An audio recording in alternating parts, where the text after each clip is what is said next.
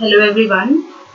So in the previous lecture we had seen towards the end of the lecture that what were the detailed and underlying causes behind the spread of Naxalism, and why that the people of those regions are still not able to come out of that complex web, because there are such deep underlying causes behind this problem that until and unless you consider Naxalism as merely a law and order issue, you would never be able to eradicate this problem. Okay, and so government of the day till now has taken a lot of steps to deal with this problem, but most of those steps have either not been implemented in that spirit, or there is some lacking, that somehow this problem is still present, as we have seen in the previous slides also, that there was last year only in Maharashtra there was a IED blast on a CRPF personnel. So there are still attacks which are being carried out by these Naxal groups, and there are still regions which are affected by the Naxal violence. So in the end, that we can come to a conclusion that this problem is not over yet, and that is why those reasons and those causes that we had discussed behind the spread of Naxalism, those issues have to be addressed holistically by the government. Only then we can find a solution to this problem. So basically, if someone asks you to summarize the entire problem, and to he asks you to develop a linkage between what is the root cause and what is the root cause of this problem, and how to link the problem of Naxalism with the lack of development. So how would you do that? So basically, if we have to answer it, we can start with Naxalism is not merely a law and order issue. Okay, you don't have to consider it merely as a problem of violence, or just any event that there was an attack, or just to deploy security forces and carry out counter-insurgency operations. No, you have to go deeper as to why that problem is present, and you have to address that, because it's that the phenomenon of Naxalism is directly related to underdevelopment. Okay, and it's not the coincidence that the tribal areas are the main battleground. Why? Because tribal areas are one of the most backward areas, one of the most underdeveloped areas, and that is why the tribal areas are the ones which are affected worst by this problem of Naxalism. So that is how also one of the proof as to why Naxalism is linked to the problem of underdevelopment, because Naxals in these areas, they support various issues of tribal people like right to Jal, Jeevan and Zameen, which somehow government has failed in its part to provide them. Then government comes time and again, government has come out with certain legislation and acts like Forest Acts of 1927, Forest Conservation Act of 1980. Now these acts, actually what they have done is that they have turned the tribals against the government, because they have these acts have actually turned forests into prohibited area for the tribals, and forests are one of the most important assets for the tribals, because the tribals depend on these forests and their minor forest produce for their livelihood purpose. So if you and they have got a very symbiotic relationship with the forest since ages. So if you turn these areas into prohibited area for them, obviously they will turn against the government, and it has created a feeling of alienation amongst these tribal people against the government. Then exploitation होता है, जो ये से backward tribals होते हैं, poor section of society, इनका exploitation होता है. कहीं ना कहीं they are not given the amount of wages that they expect from the work. Then also socio political circumstances हमने देखे कि basically ये socially भी बहुत disadvantaged होते हैं, जो scheduled caste and tribes होते हैं. We know that there's lot of discrimination against them, and there's lot of neglection on the part of society towards the scheduled caste and tribes people, so they feel kind of excluded from the society. Then obviously employment opportunities, there are inadequate employment opportunities for them. They do not have that much access to resources. Underdeveloped agriculture, geographical isolation is also one of the main causes, because these tribal areas जो basically Naxal violence से affected हैं, these are the ones which are situated in thick jungles or hilly areas which are cut out from the main urban areas. Okay, and that is why वहाँ पे connectivity issues भी बहुत होते हैं, lack of infrastructure such as road and such connectivity का भी बहुत problem होता है, and that is why also there is the Naxals are able to carry out their strategy over there. Then lack of land reforms, we see that basically land reforms वहाँ पे implement तो हुए हैं but not in that spirit, and that is why they are mostly tribal people and the poor people of those areas are left without any land resource, and they are left landless. They face the problem of landlessness. So that is also one of the reasons why they get attracted to such extreme ideologies, because they are left out from the fruits of development. They lack all these things that we have been talking about, and that is why they feel kind of neglected and they left out from the society, and that is why they get attracted to such extreme ideologies of Naxalism and other such ideologies. So all these factors, they contribute to the growth of Naxalite movement, and if any government has to holistically address this problem, then all these factors have to be taken into consideration if we try to evolve solutions for facing the challenge of Naxalism. So first of all, अगर आपको कोई भी solution ढूंढना है किसी problem का, तो problem के बारे में पूरा हमें holistic पता होना चाहिए कि what is the actual problem. Only then you can come out with a solution. So now that we have summarized and we have tried to understand the root cause of Naxalism, now we will see in the later slides, and we will try to understand as to what steps have been taken by the government to deal with the problem of left-wing extremism. So now moving forward, the first step which the government has taken is capacity building to deal with the problem. And capacity building of what? Capacity building first of all of the security forces, because see, it is the security forces, whether they are the central paramilitary forces or the state police forces, which are deployed in those regions, and it is the security forces deployed in those regions who have to fight the Naxal violence and who have to deal with those problems directly. So they are basically the first line of defense against any kind of Naxal attack. So you have to develop the capacity of these security forces. You have to train them. Government must train them, and government must equip them technologically, and all such kinds of training government should provide these security forces, so they are so that they are effectively able to tackle any kind of violence which happens in the Naxal affected regions. Then you have to also develop the administrative institutions, because administration अगर अच्छा होगा उन areas में, so this problem can be reduced further. Then capacity building of government personnel is very important, because we have seen in the previous slides that all those civil services officers, all the officers who are placed on duty in the Naxal affected regions, they are very poorly trained and they are ill motivated. They do not have the motivation and enough training to work in the Naxal affected regions, and that is why they are not able to deliver what they should do in those regions. Okay, basically because it is the government personnel who are acting as a bridge between government and the section of society which is affected by the Naxal violence. So if these people, they carry out their duty the way they should, then obviously this problem will be reduced to a great extent. So capacity building of government personnel, the training them and trying to make them prepare to handle the Naxal situation, that is very important.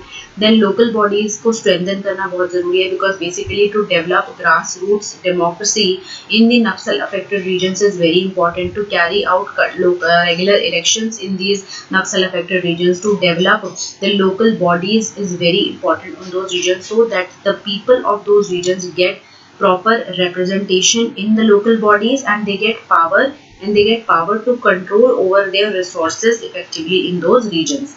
Then also to develop the capacity building of civil society organization, that is also very important, because these civil society organization like NGOs and all, they will try to develop a kind of a awareness amongst these tribal people to leave the this ideology of Naxalism and get involved in the mainstream of society. So in सारे चीज़ों का आपको बहुत ज़रूरी है capacity building करना इस problem को होलिस्टिकली हैंडल करने के लिए. लोकल बॉडीज़ का हमने देखा कि लोकल बॉडीज़ में रिप्रेजेंटेशन कितना ज़रूरी है, ग्रास रूट डेमोक्रेसी करवाना, इलेक्शंस कंडक्ट करवाना नक्सल अफेक्टेड रीजन्स में, so that they become represented in their own areas, and so that they get control over their resources. So considering all this, now government in 2016 it declared a four-pronged strategy, that is basically a strategy which will focus on these four areas, okay, to holistically deal with the problem. So first, what is the strategy? Security related intervention, okay, that is security forces को किस तरीके से हमें वहाँ पे उनको deploy करना है और किस तरीके से उनको हमें क्या कहते हैं ट्रेन करना है, इक्विप करना है to deal with the problem. Then developmental related intervention करने हैं, दैट इज दी जो गवर्नमेंट की वेलफेयर स्कीम्स हैं, और जो बाकी सारे whether it is related to education, skill development, health का, वो सारे एरियाज पे कैसे गवर्नमेंट की स्कीम्स को उन एरियाज तक हमें पहुंचाना है। Then ensuring the rights and entitlements of local communities of forest dwellers, as we had seen that because of the Forest Right Act and such acts, the forest rights have been snatched away from the tribal communities. तो उस particular problem को कैसे address करना है और उसको कैसे correct करना है, then land entitlements and other such rights, how you have to provide to those local communities. Then also you have to work on improving the governance and public perception management. So what is public perception management? Basically, the thing is that there is a trust deficit which is going on between the government of those Naxal affected regions and the local communities, that is the tribal and the poor people. So you have to try to develop a kind of a trust between government and those section of society living over there, which is called as public perception management. कि public क्या सोचती है government के बारे में, ये जो security forces वहाँ पे deployed है उनके बारे में public क्या सोचती है कि whether they are working for their welfare. So this thing has to reach to those people that okay, this trust has to be built up. That is the work of obviously of the government. So ये एक चीजें करना बहुत जरूरी है, four fronts पे काम करना. And considering this, now government in since 2015 has been implementing an action plan which is called as the National Policy and Action Plan, and it is a multi-pronged strategy which is dealing in all these four areas basically to tackle the problem of left-wing extremism. That is, it is working in the area of security, development, ensuring the rights and entitlements, and improving the governance basically to deal with this problem. So this is the action plan which is being carried out by the government. अब national policy and action plan के अंदर security related measures कौन से लिए गए हैं? So basically under the national policy and action plan, the security related measures that have been carried out by the government are, that is the deploying of the CAPF battalions, okay, that is the central paramilitary forces के battalions वहाँ पे जो है उनको deploy करा गया है. then providing these battalions with helicopters and UAV vehicles so that there is proper surveillance of those areas. Intelligence sharing पे बहुत ज़्यादा फोकस करा गया है, सो दैट इंटेलिजेंस जो हम लोकल लेवल पे वहाँ से गैदर करें that can be strengthen. So basically दो एजेंसीज इस्टेब्लिश कर रहे हैं सेंटर में. One is called as the multi agency centre and second is the SMAC, which is State Multi-Agency Center. So SMAC. Basically, both these agencies, one at the central and the other at the state level, are functioning 24/7 to carry or to collect local intelligence inputs regarding any kind of future Naxal attack, and they are operational 24/7 so that government forces and the security forces and the police forces who are deployed over there are prepared, and they are equipped, they are prepared well in advanced, and they to tackle any kind of future Naxal attack that might happen. Then fortification of a police stations under this measure is considered very important, because to protect or to provide them with proper shelter so that the police are also guarded and they are safe and secure. Then under security related measures, funds have been provided for the modernization of police forces. So all these kind of security related measures have been carried out under National Policy and Action Plan. Now on the developmental side, what schemes have been taken out? Focused scheme has been taken out in the Naxal affected regions for the development of education, health, skill development. अगर provide करोगे so obviously they will get employment, which is very important. Agriculture के development के लिए connectivity. We saw that these tribal and the Naxal affected regions, they are geographically isolated. So connectivity के लिए mobile towers का install करना वो करा गया सो दैट वहाँ पे कनेक्टिविटी हो.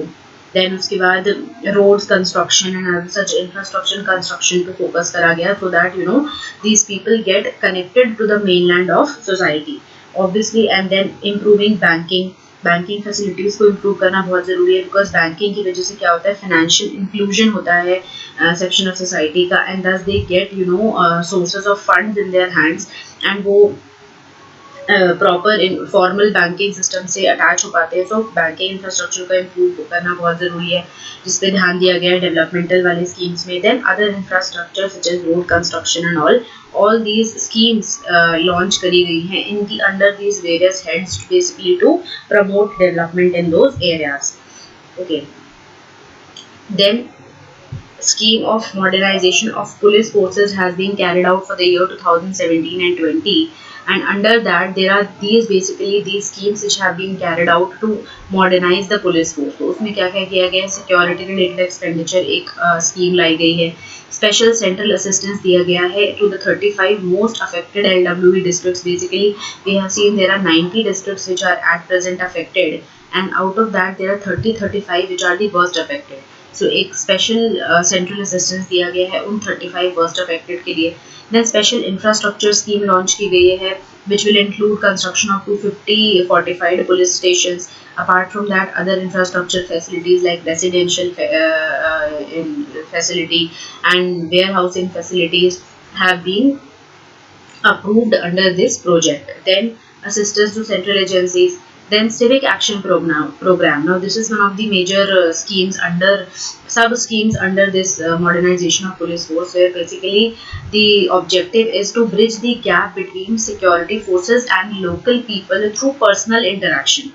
Basically if these security forces are working for the welfare of these local people of the Naxal affected regions, they have to win their support also, they have to win their trust also, because Naxals also are constantly interacting with these local people and the tribal people to win their trust. So if security forces are deployed on behalf of government, they also have to work and to win the support of these local people through personal interaction, and this civic action program is basically meant for this purpose. Okay, now these are the basic mainly major schemes which have been launched under the security measures. Now what are the institutional measures? Institutional measures meaning कि जो एक ठोस तरीके से जो एक काम करा गया है वहाँ पे चीज़ों को establish करने का. That is, what are the different kind of forces which are deployed, special forces which are deployed in those regions. So the first institutional measure is the Black Panther Combat Force, which is deployed in Chhattisgarh. It is the specialized anti-Naxal combat force basically for the region of Chhattisgarh, and it is established and influenced by a special force which is called as Greyhound force in Telangana in Andhra Pradesh. There is a special anti-Naxal combat force which is called as a Greyhound deployed in Telangana and Andhra Pradesh, which has been very successful in dealing with the Naxalites in the past in the region of Andhra Pradesh and Telangana. And on the lines of Greyhounds, a special anti-Naxal force has been deployed in the area of Chhattisgarh, which is called as the Black Panther Combat Force. Okay, now what is the Greyhound police force of Telangana and Andhra Pradesh? That we will see in the later slide. Apart from that, Basteria Battalion has been established. Now this Basteria Battalion basically consists of CRPF battalion with more than 534 tribal youth only from the highly Naxal infested districts of Chhattisgarh. That basically you are trying to involve and you are trying to form a CRPF battalion of the local tribal youth only from the region of Chhattisgarh. That is Chhattisgarh के region के जो local tribal youth है उसको ही deploy करके उनको ही train करा आपने to fight against the Naxal, because Naxalites. Basically you are training the local people of that area only, and what you are doing is by giving a chance to the people who are affected from the violence to become part of the force. You are trying to motivate them to fight against the Naxal cause. So this is a Basteria battalion which is basically consisting of the local youth only of the region of Chhattisgarh to fight the Naxals of Chhattisgarh. And this Basteria battalion will also consider 30% reservation for women also, to basically make it as the first composite battalion in any of the paramilitary forces, which is also considering inclusion of women. So this is also one of the special forces which are deployed in the Chhattisgarh. Then CRT schools are basically counter-intelligence and counter-intelligence and terrorism, anti-terrorism schools which are established basically to provide them education against insurgency and anti-terrorism operations. Then a process has been identified to create a special vertical in the NIA जो हमारा national investigation agency है उसके अंदर एक special division बनाया गया है for left extremism, so that एक स्पेशल फोकस दिया जा सके to handle this problem. Then after this we have seen the security measures. Now a new doctrine has been been implemented by the Ministry of Home Affairs, which is called as the Doctrine of Samadhan, to deal with the problem of Naxalism or left wing extremism. So basically what this problem is Samadhan, इसके जितने भी it has got basically 8 digits हैं, तो it has got 8 pillars, and these different pillars will actually bring out you the entire strategy or bring out the entire objective of this new doctrine of Samadhan. Basically in Samadhan, S stands for smart, aggressive, smart leadership, which means that the leaders of the police forces or the police forces के जो leaders वहाँ पे deployed है, they have to show a very visionary and a very smart leadership to deal with the Naxal problem. Then second is aggressive strategy. Aggressive strategy meaning that those leaders in the which are deployed in the Naxal affected regions, they do not have to be very lull, and they have to be very active, and they have to be very aggressive while dealing with the problem of Naxalism. Then motivation and training, that is you have to motivate the security forces and you have to give them proper training to the use of modern warfare to tackle the problem of Naxalism. Okay, like for example, if the Naxal and the Naxal organizations are very well trained in guerrilla warfare, then you have to make sure that your forces deployed in the regions also have a superior training to tackle such kind of guerrilla attacks and all that. Okay, so you have to provide them superior training in order to handle that problem. Then A stands for actionable intelligence. That means that basically, see, there are two kind of forces which are deployed in the secure Naxal affected regions. One is the state police of that particular state, and then central paramilitary forces. So there should be coordination between these two forces which are deployed over there, so that there is effective tackling of the problem, because state police will have very good knowledge of the local problems and very good knowledge of that particular area, and if they coordinate with the central forces which are deployed over there, then they obviously they will be able to tackle the problem more effectively. Then shadow officers are basically intelligence officers which are deployed, which are hiding their identity and are trying to collect the best possible intelligence from the local level, so that they can help the state police and the central forces accordingly. And shadow officers are basically, they will hide their identity and collect the required intelligence input to help the state police and central forces to tackle the problem. So actionable intelligence के अंदर ये दो चीजें आती है, ठीक है. फिर डैशबोर्ड डी, समाधान में डी का क्या मतलब है, dashboard based KPIs, that is key performance indicators. Basically this means that the police officers who are deployed in those regions, they should be rewarded and they should be encouraged to perform in those regions based on their past performance, so that they are held accountable for what they have been doing and how they have been performing. You have to basically reward them accordingly, so they are motivated constantly to work aggressively in those regions. Then harnessing technology. H stands for harnessing technology. Basically technology always acts as a force multiplier. Okay, if you are just using retarded weapons and old warfare and old strategies to deal with these Naxal affected regions, you will never be able to counter the challenge or handle any kind of attack, because basically every year these Naxals are acquiring modern weapons and they are training themselves and they are improving their warfare and their strategy. So even the forces who are deployed over there must make use of modern technology and modern technological advancements to deal with the problem. That is what kind of technologies they can use. They can use like you can say GPS trackers, they can use UAV vehicles for better surveillance. Okay, and you can say they can use PTZ cameras and UAVs and other better thermal scanners and thermal radars they can use in order to better to carry better surveillance of those areas. Okay, satellite imageries वगैरह they can use, so they can get a better picture of what is going on in these areas, and so that they can chalk out their strategy accordingly. So technology is always a force multiplier, and modern technology has to be deployed for the police forces so that they are one step ahead of the Naxal groups. Then action plan for each theatre. That means that see each state, whether it is the state of Chhattisgarh or Jharkhand or Orissa or Bihar, which is affected by the Naxal violence, they have got their own set of problems. Okay, each state is different. Whether their core strategy of the Naxals is the same, but the intensity of problem of each state is different. Okay, Chhattisgarh is the worst affected state. That might not be the problem with the state of Jharkhand, or might not be the problem of Madhya Pradesh, even though Madhya Pradesh and Jharkhand and these are also the affected states, but Chhattisgarh is the worst affected state. So every state will have to carry out its own state of action plan, and it for its own set of problems. So because one plan won't work for every state.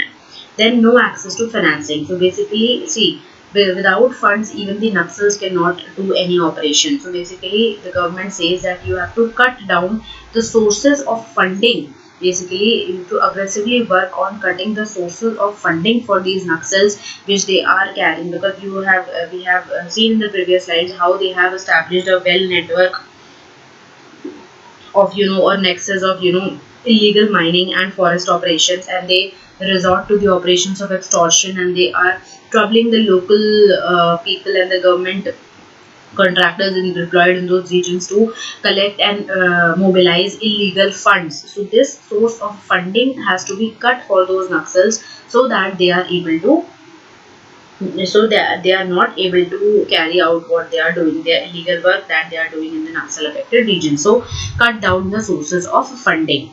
Now we have seen the previous slide that Black Panther Combat Force was established on the lines of Greyhound Police.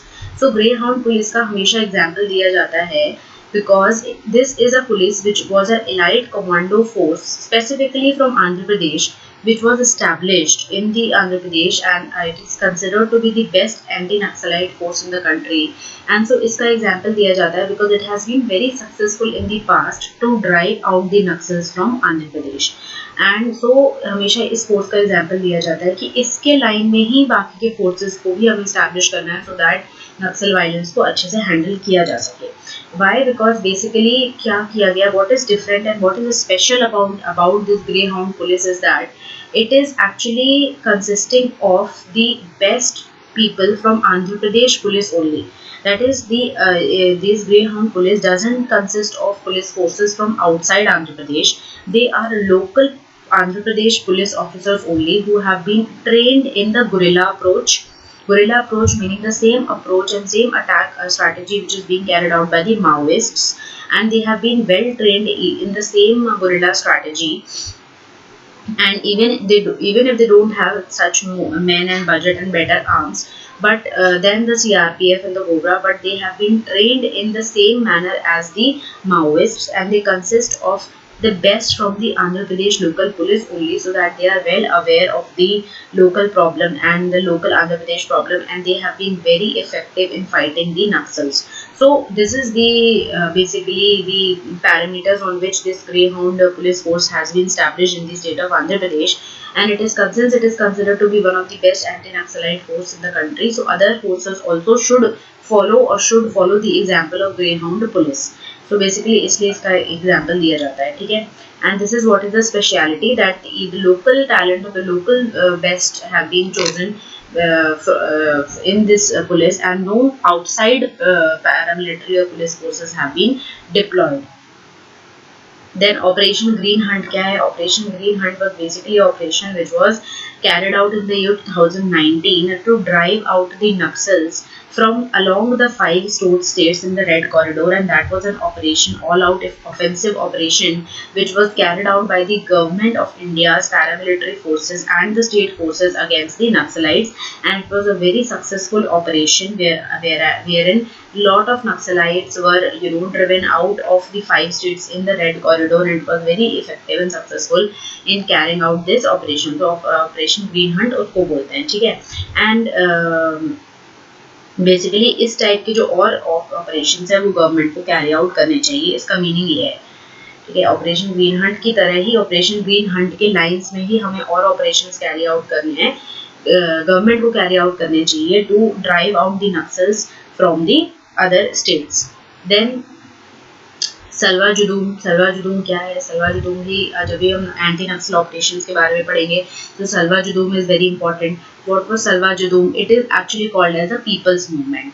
Actually basically it was a force which was created by the state of Chhattisgarh. Okay, and basically इसमें क्या किया गया था कि it was launched in 2005 as a counter insurgency measure to tackle the Maoist threat, and it consisted of the local people only who were affected by the Naxal violence. Okay, so basically ऐसा भी नहीं है कि कोई police force special, जो आंध्र प्रदेश से greyhound में क्या था कि it was the Andhra Pradesh police force only which was then trained in the guerrilla warfare and other such techniques to handle the Naxal threat in Andhra Pradesh. But यहाँ पे पुलिस फोर्सेस को नहीं, यहाँ पे जो लोकल पीपल है उस पर्टिकुलर एरिया के, उनको ही काउंटर इंसर्जेंसी ऑपरेशन में ट्रेन किया जाता है, and they are the ones who take up the arms against the Maoist themselves. Okay, so basically it is the people's resistance movement against the Naxalite, and that is why it holds a lot of importance, because it is the people who are affected.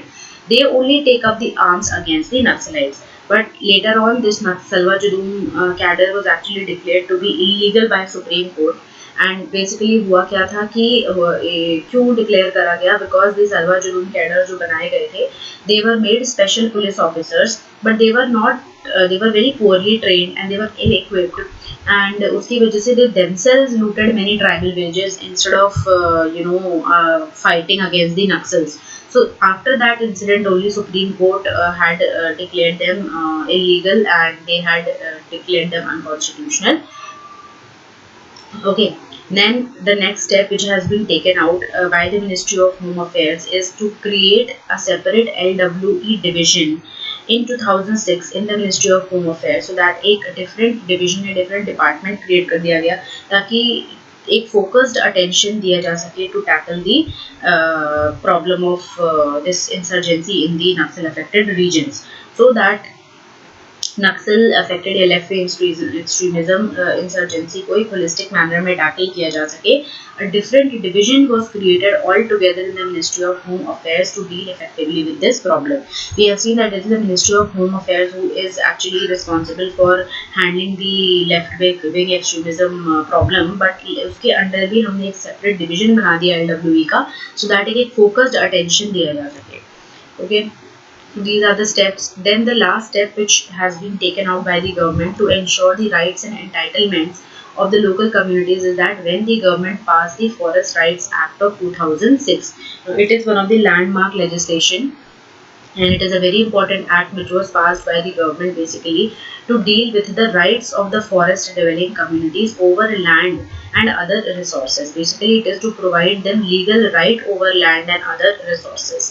Okay, and it is one act which is recognizing legal right of the forest dwelling communities, okay, over land and also the other resources. So okay, and basically क्या है कि it has been recognized under this act that जो traditional forest communities हैं which are living in those forests since ages, and those who have got minimum of 4 hectares of land in those areas, they should be given legal right over those forest lands, and also you have to give them user rights as in they will have legal right to minor forest produce, and they will have to grazing illegal rights to grazing areas and all such things, and also they have been given legal relief and developmental rights also, that is to rehabilitate in case of illegal eviction. कि illegal eviction अगर हुआ है तो उनको rehabilitate करना होगा, वो भी दिया गया है, और अगर forced displacement हो रहा है उन communities का तो उसको भी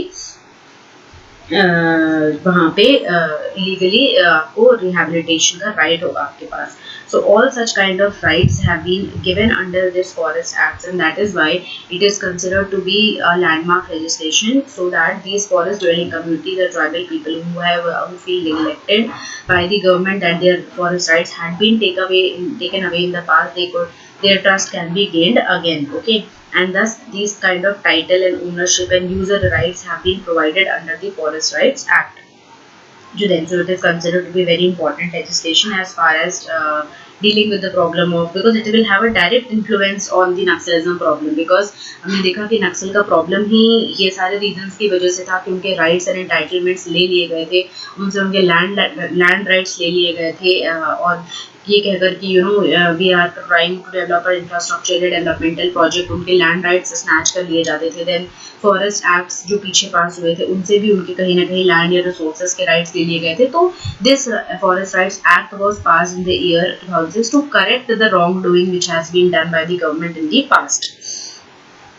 Then the last thing that we have to consider is to empower these tribal people and these poor people which are affected in the Naxal affected regions by developing and by strengthening and by implementing the provisions of PISA Act of 1996 basically।